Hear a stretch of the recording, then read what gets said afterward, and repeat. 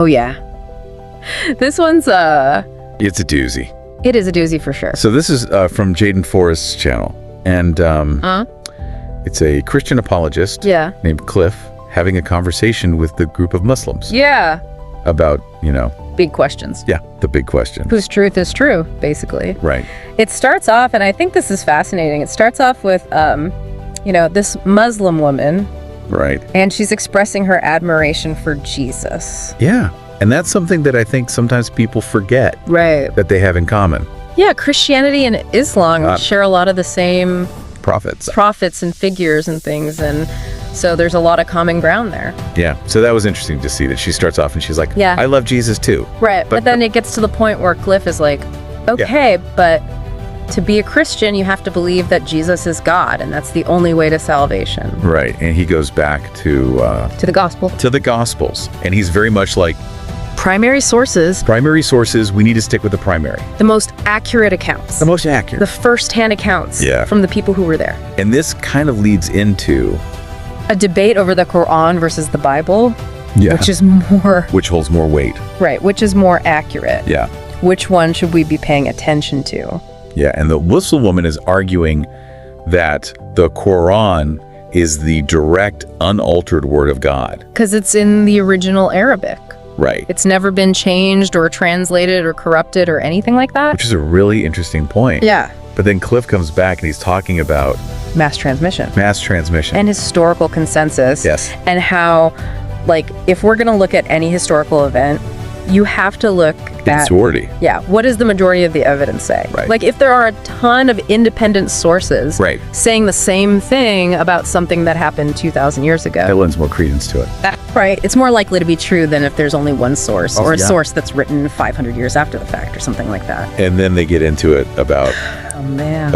whether or not these texts have been corrupted over time. Yeah. And it's really interesting to see their different points of view on that. And then Cliff drops these 3 philosophical challenges to Islam that he has. Oh, yeah. The 3 challenges. The first one is the language barrier. Yes.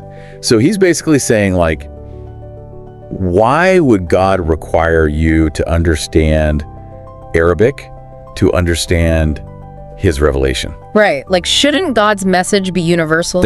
Everyone. Yeah. No matter what language they speak. Regardless of what language you speak, Right. you should be able to understand God. Exactly. That's his first challenge. And then the second one, he brings up the whole accuracy thing again. Yeah. Where he's like, okay, if the Gospels are inaccurate, then where are the uncorrupted versions? Right. And why would you trust something that came 500 years after the fact Right. from Muhammad over the eyewitnesses? Who saw Jesus. And then that leads right into his third. Yeah, his third one is well, how can 2 absolute truth claims contradict each other? Right, because you've got Jesus saying certain things and you've got Muhammad saying certain things. Right. Sometimes they're saying very different things about the same. About the same topics. Yeah. And so he's like, well, how can both of those be absolute truth? Right.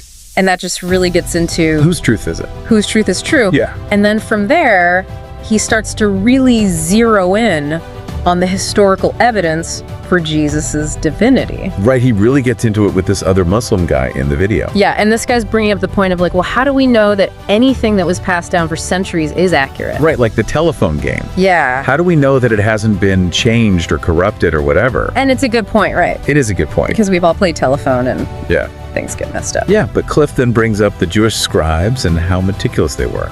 Right. And the Dead Sea Scrolls. Yeah. As proof that they were very careful. Very careful about copying and preserving these texts. Yeah. So that was fascinating. And from there, they really get into talking about The role of a prophet. the role of a prophet. And faith itself. What is faith? Yeah, what does it mean to have faith?